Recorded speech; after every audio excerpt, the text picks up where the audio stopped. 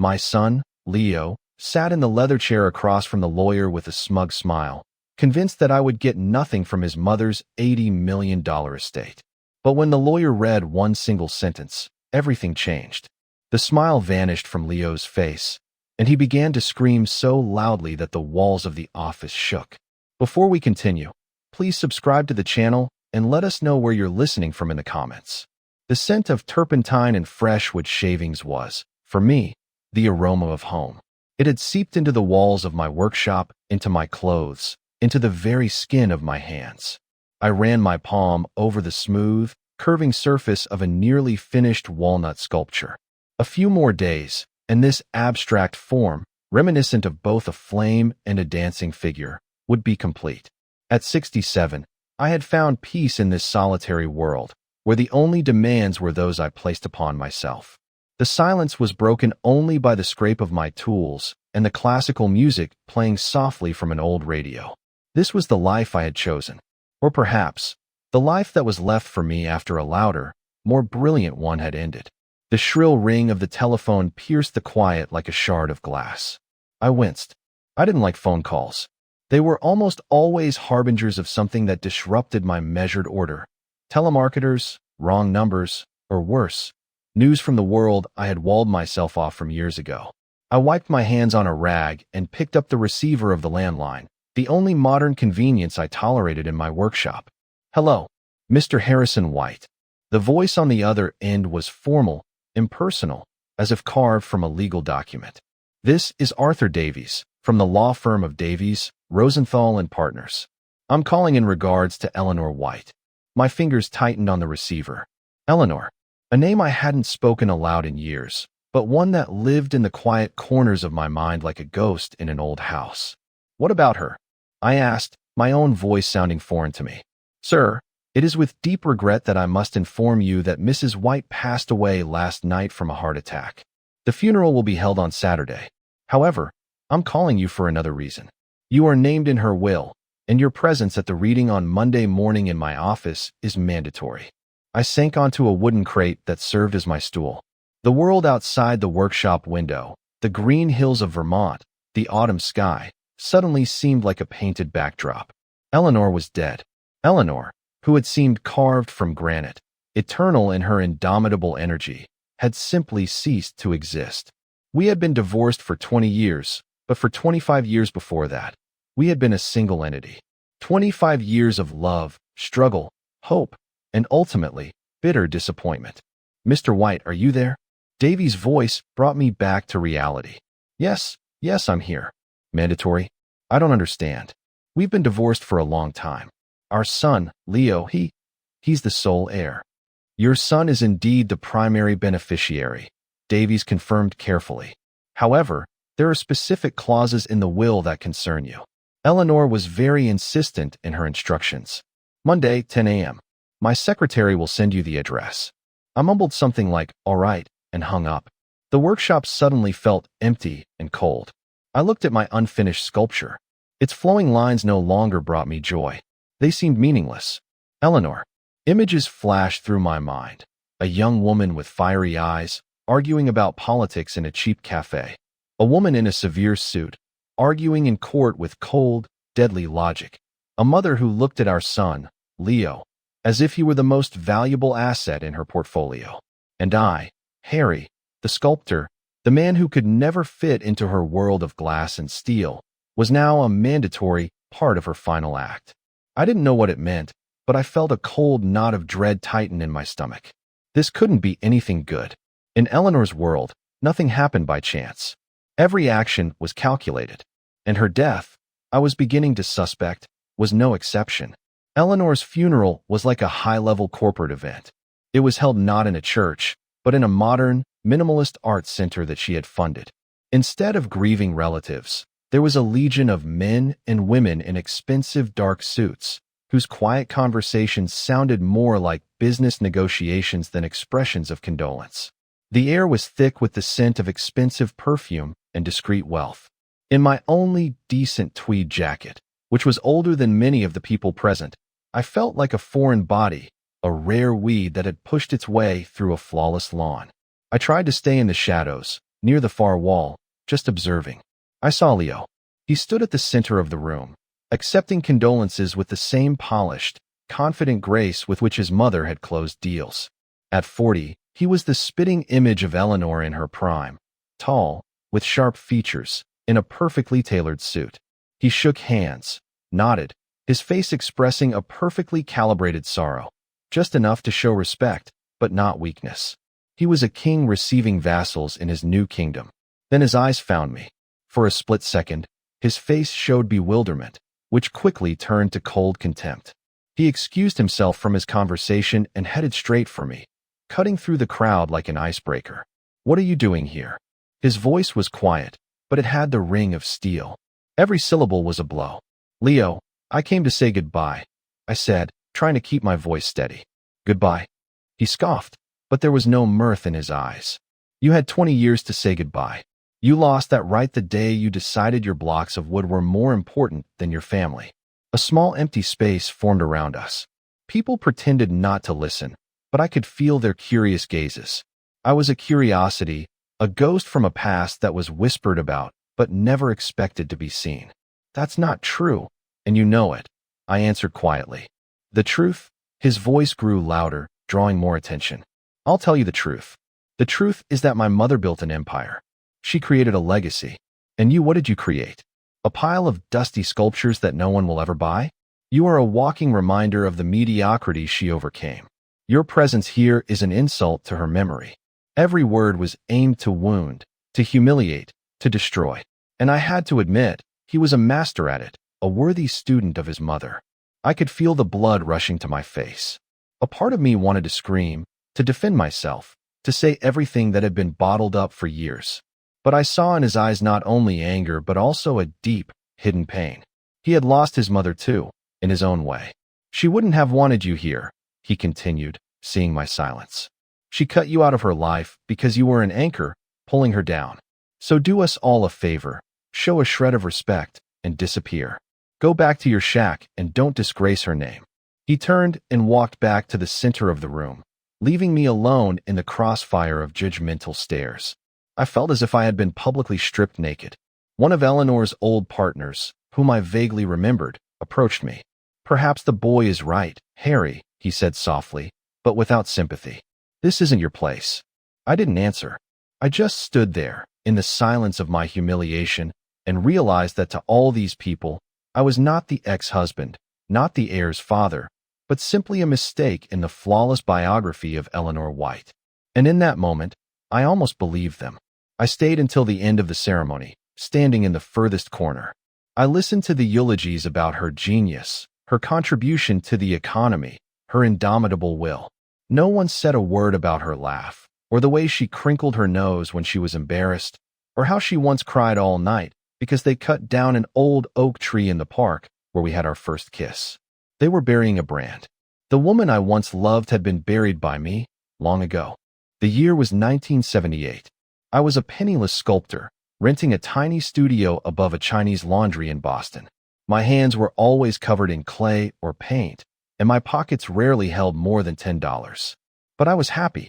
I believed in my art, in the force that flowed through my fingers and turned formless lumps of material into something alive. I met Eleanor at an avant-garde art exhibition I had wandered into, searching for inspiration. She was standing in front of one of my early pieces, a figure welded from scrap metal that I had titled Icarus Forgetting the Sun. Most people walked past it, shrugging. But she stood there, head tilted, and in her eyes, I saw something more than simple curiosity. I saw understanding. She was a student at Harvard Law, brilliant, ambitious, with a fire in her eyes that could have lit up the entire city. She wore worn-out jeans and an old army sweater, but carried herself as if she owned the world. "Is this yours?" she asked, not taking her eyes off the sculpture. "Yes," I replied, feeling awkward under her intense gaze. "He's not forgetting the sun," she said. "He's flying towards it, knowing he'll burn. It's not about forgetting, it's about choice." In that moment, I fell in love. She understood the essence of my work in a way no one else, including myself, had. We talked for hours, sitting on the gallery floor amid strange paintings and installations. We talked about art, politics, justice, and how the world should be. She was like me, hungry, passionate, convinced she could change the world. She, with laws, I with art. Our first date was in my workshop. She wasn't scared off by the smell of solvent, the dust, or my meager dinner of bread and cheese. She looked at my sketches with admiration, ran her fingers over my unfinished works, and asked questions that made me think. She saw in me not a failure, but a creator, a genius. You create beauty out of nothing, Harry, she told me that night. It's magic. We were married a year later. The ceremony was modest, at the courthouse, with 2 of our friends as witnesses. We had no money for a honeymoon, so we just walked around the city, holding hands, feeling like the richest people in the world. We rented a small apartment where my sculptures stood next to her law textbooks. At night, after she finished memorizing precedents and I finished cleaning my tools, we would lie in the dark and make plans. She would become the best lawyer in the country, defending the innocent and fighting corporate monsters. And I would open my own gallery, exhibiting young, unrecognized artists like myself. We believed in it. We believed in each other. Our happiest place was an old, abandoned lighthouse on the coast of Maine, where we would go for weekends in my rattling van. We would sit on the rocks, watch the raging ocean, and Eleanor would say, "One day, I'll buy this lighthouse, Harry, and we'll live here. You'll create your masterpieces to the sound of the waves, and I'll write my memoirs about how we changed the world." It was our promise, our symbol, a symbol of a world where art and justice could coexist, where our love was stronger than any ambition. I didn't know then that ambition, like the ocean, could be not only beautiful but also destructive. The first cracks appeared imperceptibly. Eleanor graduated from Harvard with honors and immediately got a position at a prestigious law firm. The fire in her that once warmed me was now directed at her career. She worked 80 hours a week. Our dinners turned into her late homecomings, where, tired but exhilarated, she would talk not about me or us, but about complex cases, courtroom victories, and the partners she had impressed. I was happy for her, I truly was. But I felt her drifting away, disappearing into her own world where my sculptures were just her husband's strange hobby. The birth of Leo should have brought us closer, but looking back, I realize it only accelerated our separation. I was over the moon with joy. I saw him as a blank canvas, a little person I could teach to see the beauty in the world, to work with his hands, to be kind. Eleanor, however, saw him as a project. Project Perfect Son. She hired the best nanny, enrolled him in the best developmental groups. By the age of 5, he had a French tutor, and his room was filled not with toys but with educational gadgets. The turning point came on his 7th birthday. I had spent weeks carving a complex mechanical theater for him from a single block of maple, with levers that moved figures of knights and dragons. I poured all my love and skill into it. That morning, I proudly presented him with my gift. He looked at it with polite confusion, and then Eleanor gave him her gift. It was a thin envelope. "This, darling, is your first 10 shares of Apple stock," she announced solemnly. "This isn't a toy. It's an investment in your future. You need to understand how money works from a young age." Leo's face lit up. Stocks. It sounded solid, grown up. My wooden theater was forgotten in a corner. That evening, after Leo was asleep, we had one of our first truly serious arguments. "What are you doing, Ellie?" I asked. "He's 7 years old. He needs fairy tales, not stock market reports."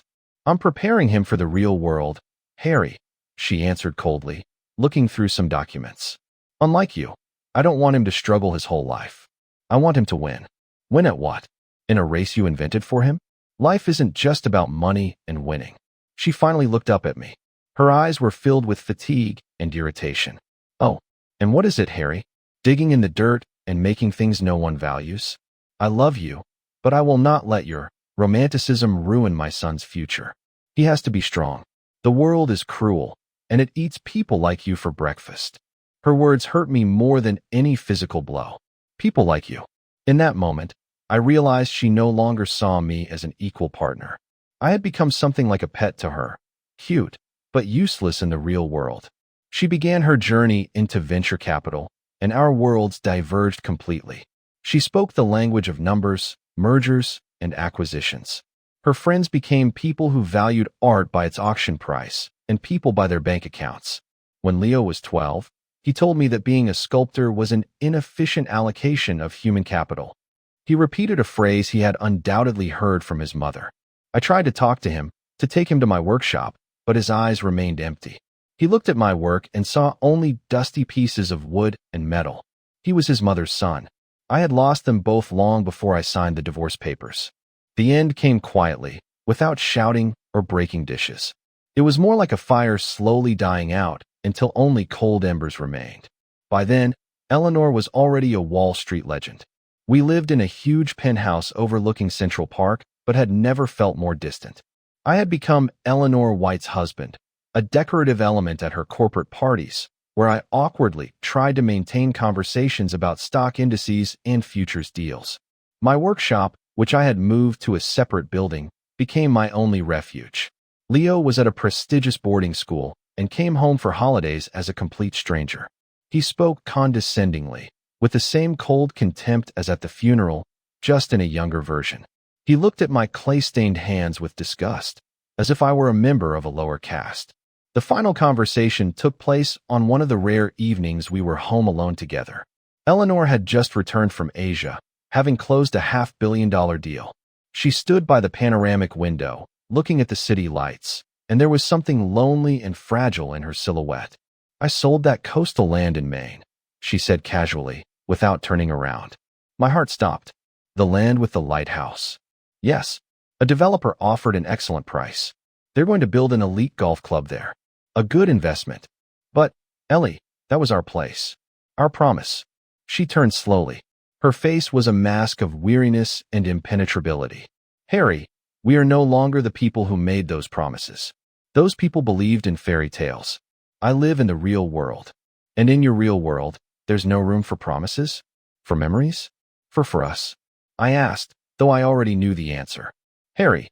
She came over to me and, surprisingly, took my hand. Her fingers were cold. "Look at us. I'm a locomotive running at full speed. And you're standing on the platform, waving a handkerchief. We're no longer moving in the same direction. It's not fair to either of us to pretend otherwise." There was no anger in her voice, just a statement of fact, as if she were closing down another unprofitable company. "I'm holding you back?" I asked. "No." She shook her head. "You just remind me of a life I can no longer afford. Of a weakness I can no longer afford. I want you to be happy, Harry. Truly happy. In your world, with your sculptures. And I will live in mine." The divorce was quick and civilized. Her lawyers were impeccable. She was generous. She left me enough money to buy a house with a workshop in Vermont and never worry about bills again. She called it severance pay for 25 years of service. I didn't argue. I was too devastated. Leo, who was 20 at the time, came from college to talk to me. It was our last real conversation. "I'm disappointed in you, Father," he said with cold fury. "Mother gave you everything, and you didn't even try to keep up. You just gave up." "I didn't give up, Leo. I just wanted a different life." "A loser's life?" he sneered. "She's a genius. She's building the future, and you're digging in the past. It's no wonder she left you. You're dead weight." He left, slamming the door. And for the next 20 years, I lived in my quiet world, trying to convince myself that I had made the right choice.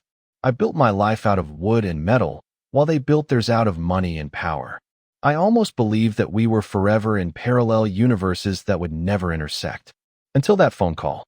Arthur Davies' office was exactly as I had imagined. Dark wood, leather chairs, books in embossed bindings. It exuded the smell of old money and unbreakable confidentiality. The office was on the top floor of a skyscraper in Midtown Manhattan, and the window offered a view of the city that Eleanor had considered her playground. I felt even more out of place here than at the funeral. Leo was already there. He sat in a chair opposite Davies' massive desk, flipping through a financial magazine as if it were just another business morning. He nodded at me without looking up from the page, a gesture that was worse than any insult. It demonstrated my complete insignificance in his eyes. I sat in another chair, trying to be as inconspicuous as possible. Mr. Davies, an elderly man with kind but shrewd eyes, entered the room carrying a thick file. He shook Leo's hand, then mine. His handshake was firm and confident. "Well, gentlemen," he said, sitting down at his desk and putting on his glasses. We are here to read the last will and testament of Eleanor White, drafted and certified 8 months ago. 8 months ago? So she knew she was leaving? The thought stung me. She had faced her end alone, planning everything down to the last detail. Let's begin. Davies opened the file. Clauses 1 and 2 concern various charitable donations to Harvard Law School, the Arts Support Fund. He listed names and amounts, but I wasn't listening. I was watching Leo. His posture expressed impatient anticipation. He was like a runner at the starting line, ready to bolt as soon as the gun went off. He tapped his fingers on the armrest, his gaze fixed on the lawyer. Davies turned a page. Clause 3. Personal effects. The Patek Philippe watch collection goes to my son, Leonard White. The collection of impressionist art.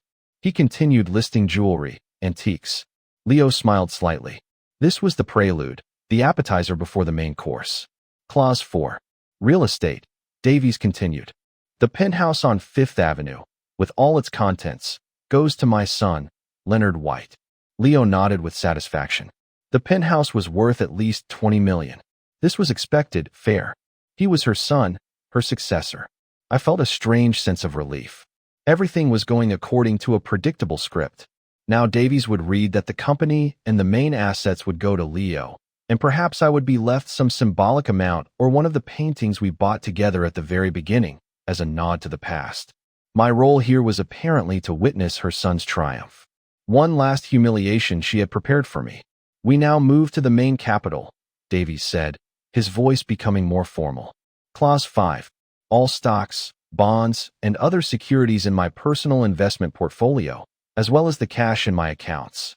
Leo leaned forward. His breathing became audible in the quiet room. This was the climax. The moment he had been working towards his entire life. Davies paused, took off his glasses, and wiped them, looking first at Leo and then at me.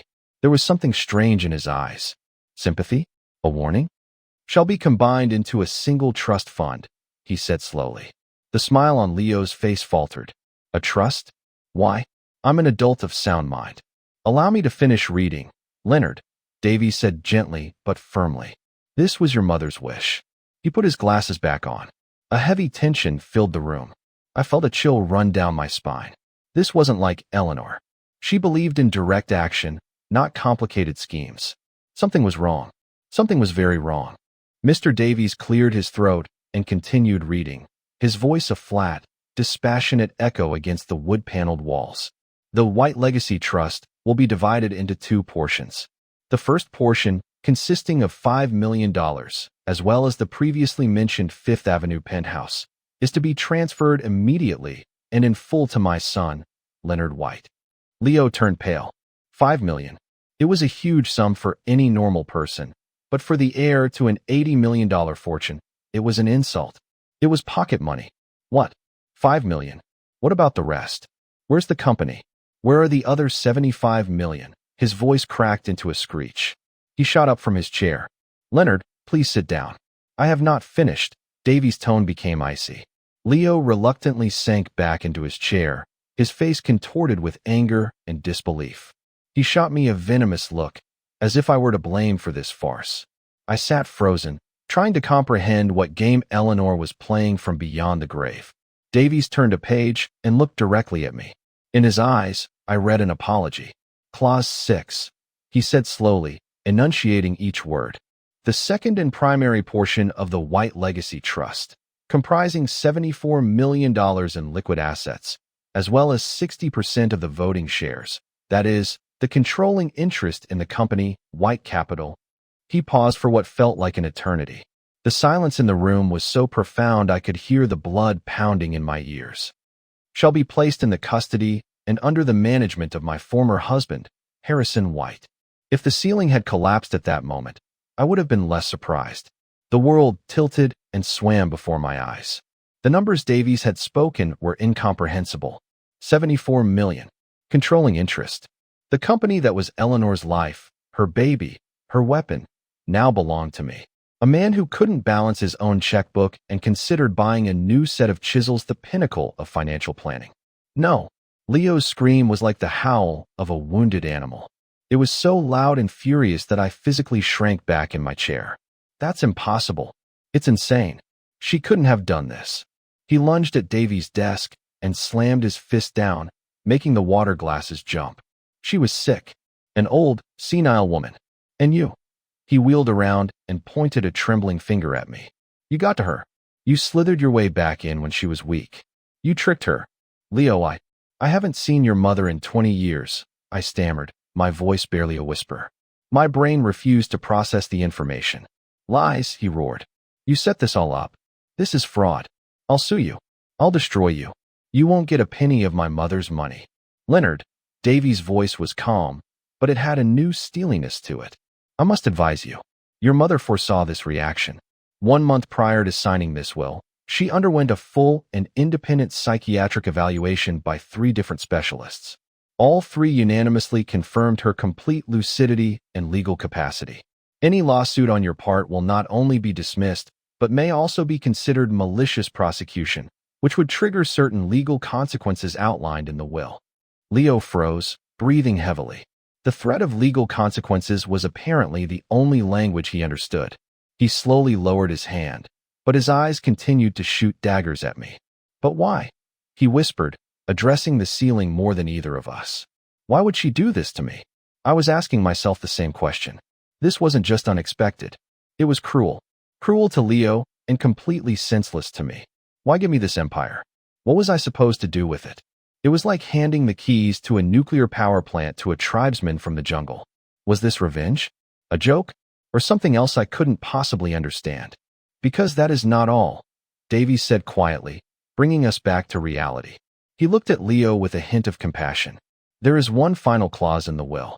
Clause 7, which clarifies a great deal. Leo collapsed back into his chair, looking utterly defeated. His rage had been replaced by a bewildered despair. He looked at Davies like a drowning man watching a ship sail by. I sat paralyzed by shock, feeling like a random spectator in someone else's drama who had suddenly been cast as the lead. Davies picked up the document again. Clause 7. The conditions of the trust. As I said, the assets are divided into 2 portions. Leonard, your $5 million and the penthouse are your unconditional share. You may do with them as you please. However, the primary capital, which now formally belongs to your father, as well as your potential share in it, is frozen pending the fulfillment of a single condition. Leo raised his head. A faint glimmer of hope appeared in his eyes. What condition? He asked hoarsely. Davies looked at me. Harry, Eleanor bought back that land on the coast of Maine, the one with the abandoned lighthouse. My heart skipped a beat. The lighthouse. Our lighthouse. The place where we had been happy. The place she had sold to build a golf club. She bought it back 5 years ago, Davies continued. And the condition is this. A budget of $2 million is to be allocated from the trust funds. With this money, he looked directly at me. You, Harry, as project manager, must completely restore the lighthouse and the keeper's house to the condition they were in at the beginning of the 20th century. All work must be carried out using authentic materials and techniques. I was speechless. Restore the lighthouse. I was a sculptor, not a builder. It was an insane, impossible task. And me? Leo asked, his voice trembling with impatience. What does this have to do with me? Everything, Davies replied. The remaining $72 million and the controlling interest in the company will be divided equally between you and your father, 36 million and 30% of the shares each. Hope on Leo's face became almost tangible. But only after the lighthouse restoration project is fully completed and approved by the Maine Historic Preservation Commission. Until that time, all assets are under your father's management.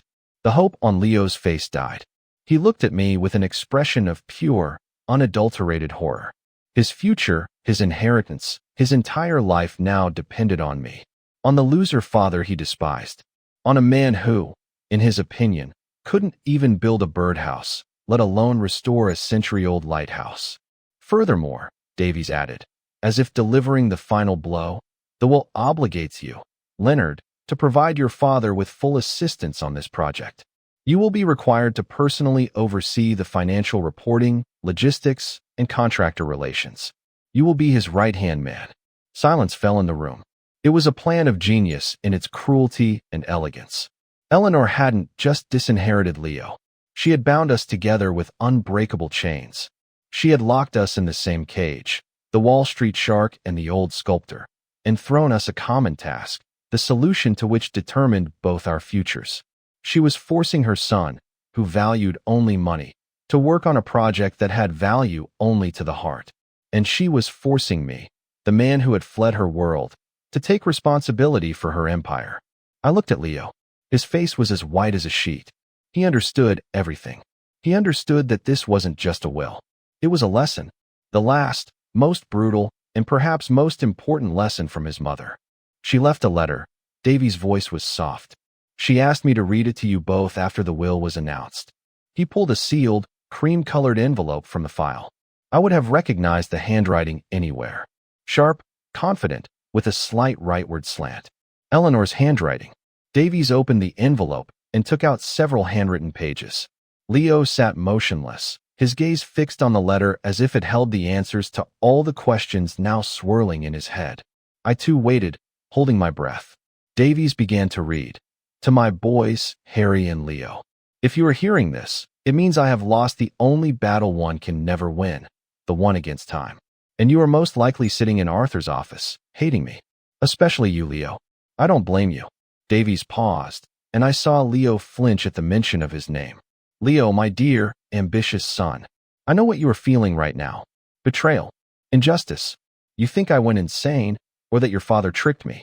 But the truth is, I was of perfectly sound mind. And I did this because I love you. I spent 40 years turning you into the perfect predator for the world I lived in. I taught you to be tough, calculating, ruthless. I gave you the best education, the best connections, the best opportunities. I made you a copy of myself. And that was my greatest mistake. Leo made a small, choked sound, like a groan. Because in creating the perfect businessman, I forgot how to be a mother. And I didn't allow your father to be a father. I convinced you that his values, kindness, creation, a love for beauty over price, were weaknesses. I was wrong. It is not weakness, Leo. It is strength.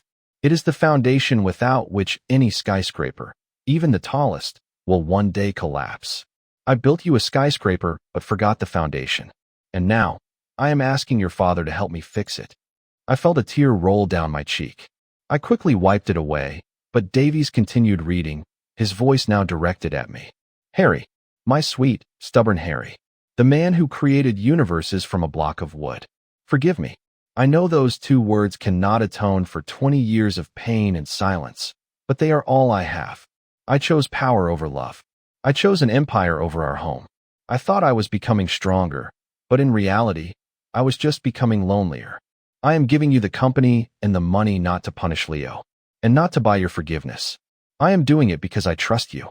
You are the only person I know who cannot be corrupted by money, because you have never needed it. You will take care of the company, I know. You will hire the right people. You will make it more human. You will rule not with fear, but with respect. You are the leader I always wanted to be, but never could. I closed my eyes. Eleanor's words were a balm on wounds I had carried for decades. She saw. She understood everything. The lighthouse is not just a condition. It is a symbol. It is my last wish. I want the 2 of you to rebuild what I once destroyed, and I'm not just talking about the building. Leo, I want you to learn to work with your hands, to see the value in creating something lasting, not just an immediate profit. I want you to get to know your father, not the failure I created in your mind, but the strong, wise, and kind man I once fell in love with. Harry, I want you to teach him this. Teach him to be not only my son, but yours as well. It is the greatest inheritance you can give each other. Be happy, my boys. And forgive me, if you can. Yours, Eleanor. When Davies finished reading, a deafening silence filled the office. He silently folded the letter and handed it to me. I took it with trembling hands. This was more than just a letter. It was the last will and testament of her soul. The silence in the office was heavy, filled with unspoken words and shattered illusions. Leo sat staring at the floor, his shoulders slumped. All his self-assurance, his armor of arrogance and cynicism, had crumbled to dust. For the first time in 20 years, I saw not a Wall Street shark before me, but simply my son, lost and wounded. He slowly raised his head and looked at me. There was no longer hatred in his eyes, only emptiness and a question to which he had no answer. He began, but his voice broke. He cleared his throat and tried again. I can't. I don't know anything about lighthouses. Neither do I said softly. And it was the truth. I was a sculptor, not an engineer. But in Eleanor's words, I had found not only forgiveness, but also a purpose. She had entrusted me with something more than money. She had entrusted me with the future of her son. Our son. But we can learn, I added. Leo looked at me, then at Mr. Davies, then at the letter in my hands. He slowly stood up. He no longer looked like a king in exile. He looked like a boy who was lost in the woods. I need to think, he mumbled, and without saying goodbye, he walked out of the office. The door closed softly behind him, without a slam. Mr. Davies took off his glasses and wearily rubbed the bridge of his nose. She was an extraordinary woman, he said. Even her will is a strategic masterpiece. She was just Eleanor, I replied, and for the first time in years, her name didn't cause me pain. I stood up, feeling an unimaginable weight on my shoulders. The weight of $74 million, a huge corporation, and most importantly, the responsibility for my son's broken soul. What do I do now? I asked Davies.